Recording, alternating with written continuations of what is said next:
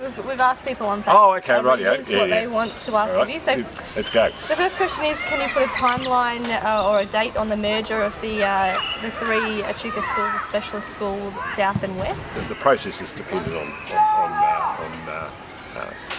the land actually becoming ours. The money's there for the land. Okay. And I've approved the purchase of the land.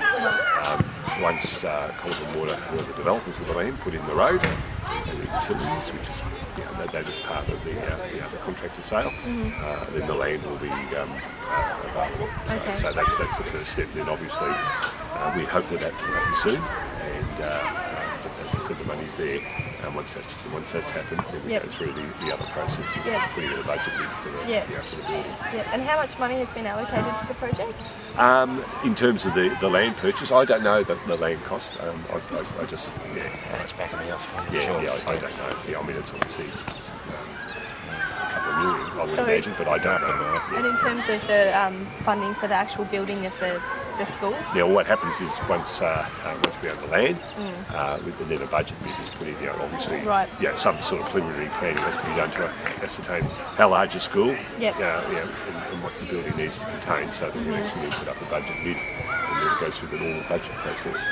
Okay. But we also want to give the school some comfort as to it's not the first budget after the land's built. They need to have it's important for the community to have an idea of that we're committed to the project and a rough timeline of when the money would be delivered. Right, yeah. So you can't promise that it will be in the next budget? No, I can't promise that. I can't promise any school that. No, okay, I understand that, right.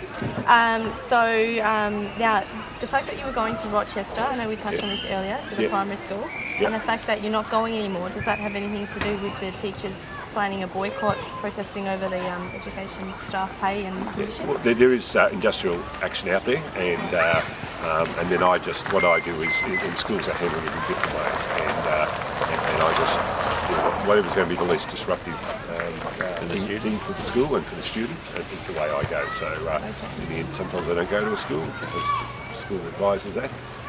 But I only ever go to schools with the invitation at school. I don't force my way in. With, for example, other schools have said no, we're happy for the minister to come, but we'll protest some other way, and we'll give the minister a letter. So it's varied from school to school. Have you heard anything about the protests that's going on at the Rochester? Look, I'm aware that there's, obviously I'm aware that it was going to be too disruptive to go to the primary school, whereas there's different arrangements at the secondary school. Yep. How do you feel about that reception like that? Oh no, that's people. There was a delegation outside Kyabram this morning when we visited. Right. Yeah, so and that's their right to do that. I've got no problems with that at all. No, it doesn't upset you? No, not at all. No. Do you anticipate there'll be a breakthrough in the near future in negotiations with education staff over the pay and conditions? Obviously, that's a really prevalent issue at the moment. We're pleased. Last week, the union decided to come back to the table, so had left the negotiating table. They decided to come back. There was a meeting last Thursday. There's another meeting tomorrow. So that's always good when parties are willing to talk. All parties are willing to talk. So that's a good sign. How it ends up, I can't say, because I don't know. No. But that's a good sign that the union have decided. Will there be a national entry age date to start school? It's ridiculous that all the states are doing different things. That's my cat head.